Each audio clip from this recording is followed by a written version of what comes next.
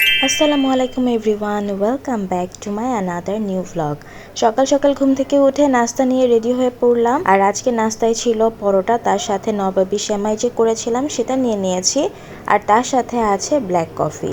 আর নাস্তাটা শেষ করেই কিচেনে ঢুকে পড়লাম। আজকে ভাবলাম যে একটু কলিজা ভুনা করি। সো গরুর কলিজা তো আমি আগেই সেদ্ধ করে ধুয়ে নিয়েছিলাম ভালো করে, তারপর কেটে এখন রেখে দিয়েছি। আর মশলাটা কষানো হলেই দিয়ে দিব। তার সাথে একটু চিচিঙ্গা ভাজি করব ডিম দিয়ে, তাই চিচিঙ্গা গুলোও কেটে নিতে হবে। আর এখানে জান্নাতের বাবা মাছ কিনে এনেছে, আর এতদিন তো ঈদের ছুটিতে কোনো মাছই পাওয়া যাচ্ছিল না, তো আজকে মাছ পেয়েই ছোট মাছ নিয়ে এসেছে। তার সাথে জান বাচ্চার জন্য বড় মাছও এনেছে। আর এদিক দিয়ে কলিজা দিয়ে মশলার সাথে ভালো করে কষিয়ে নিচ্ছি। আর কলিজা বা মাংস যে কোনো কিছু রান্না করলে মশলার সাথে ভালো করে কষিয়ে নিলে কিন্তু এটার টেস্টটাই দ্বিগুণ হয়ে যায়। কলিজাটা ভালো মতো করে কষাতে দিয়ে এদিকে চিচিঙ্গা ভাজির জন্য ডিমটা ভালো করে পেঁয়াজ কাঁচামরিচ দিয়ে ভেজে নিয়েছি। তারপর চিচিঙ্গা দিয়ে দিলাম, আর এই তো আমার চিচিঙ্গা ভাজি কিন্তু একদম রেডি হয়ে গেছে। চিচিঙ্গা ভাজিটা কিন্তু একটু ডিম দিয়ে বা তার সাথে চিংড়ি মাছ দিলেও মজা লাগে।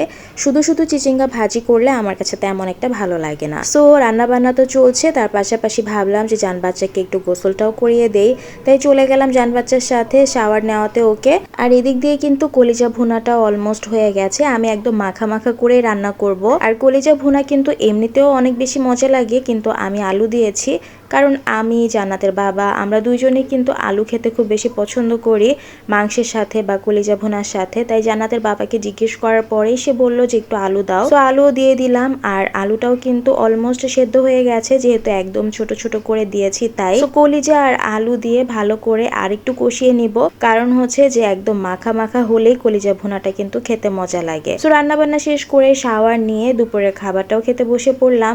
আমি একটু গতকালকের পোলাও নিয়ে বসেছি কলিজা ভুনা দিয়ে। তো পোলাও আর কলিজা ভুনা দিয়ে খাবারটা খেয়ে আলহামদুলিল্লাহ অনেক বেশি ভালো লেগেছে। তারপর দেখলাম আচমকাই ওয়েদারটা একদম সুন্দর হয়ে যাচ্ছে, কারণ অনেক বেশি গরম ছিল, আর এই গরমের মধ্যে একটু বৃষ্টির কিন্তু অনেকটাই দরকার ছিল। দুপুরবেলা এরকম ওয়েদার দেখে অনেক বেশি ভালো লাগছিল। যান বাচ্চাও বারান্দায় ছুটে গেল, এর মধ্যে কিন্তু বৃষ্টিও শুরু হয়ে গিয়েছে। যাক, ভালোই হয়েছে।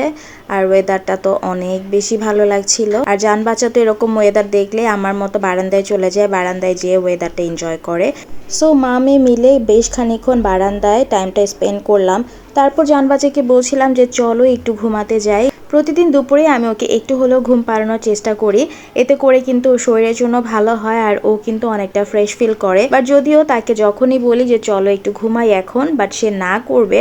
তারপর খানিকক্ষণ পরে নিজেই ঘুমিয়ে যাবে, তারপর বেশ খানিকক্ষণ ঘুমাবে মাশাআল্লাহ। তো ওকে নিয়ে তো আমি শুতে চলে গেলাম। আর দেখুন ওর কাণ্ড, সে রীতিমতো কান্না করা স্টার্ট করে দিয়েছে যে না আমি ঘুমাবো না ঘুমাবো না। তো আমি বললাম তোমার ঘুমাতে হবে না, তুমি শুধু শুধু তাকিয়ে থাকো, শুয়ে থাকো, বাট তোমার ঘুমানোর কোনো দরকার নেই। তো এমন করেই ওকে বুঝাচ্ছিলাম, বাট সে তো কান্না করেই যাচ্ছে যে সে ঘুমাবে না। বাট পরবর্তীতে কিন্তু সে ঠিকই ঘুমিয়েছে। সন্ধ্যার একটু আগ দিয়ে যখন ঘুম থেকে উঠলাম, দেখলাম আকাশটা অনেক বেশি সুন্দর একটি পিঙ্ক কালার হয়ে আছে। আর এই কালারটা দেখে কিন্তু ভীষণ রকম ভালো লাগছিল। আকাশের এরকম এক এক দিন এক এক রকম কালার দেখতে তো আমার অনেক ভালো লাগে। আর আমার বারান্দার সাইড দিয়ে যে এই পাশটা, এই পাশে কিন্তু তখন সূর্যটা যেহেতু ডুবে যায়, তো তখন সূর্য ডুবার সাথে সাথে কিন্তু আকাশটা এক এক দিন এক এক রঙে রাঙায়, যেটা দেখতে আমার অনেক বেশি ভালো লাগে। মাঝে মাঝে তো জান বাচ্চাই আমাকে ডাক দেয় যে মামি চলো, আকাশটা অনেক সুন্দর, তুমি গিয়ে দেখো, ক্যাপচার করো। সো কতক্ষণ বারান্দায় দাঁড়িয়েছিলাম। তারপর সন্ধ্যার নাস্তার জন্য জান্নাতের বাবা মোগলাই নিয়ে আসলো। তো এখন আমরা সবাই মিলে মোগলাই খাবার। এই যে দেখুন, আমার মনে হচ্ছে কাঁচামরিচের দাম অনেক কমে গেছে, যে অবস্থা কাঁচামরিচ দিয়ে মোগলাইয়ে। তো অনেক ভালো একটা দিন কাটালাম, আরেকটা দিন চলে গেল আলহামদুলিল্লাহ। তো সবাই ভালো থাকবেন, সুস্থ থাকবেন। আজকের ব্লগটা আমার এই পর্যন্তই ছিল। আগামী কোনো একটা ব্লগ নিয়ে অবশ্যই আপনাদের সাথে দেখা হবে। আর সেই পর্যন্ত আপনাদের সবার কাছ থেকে বিদায় নিয়ে নিচ্ছি। আল্লাহ হাফেজ।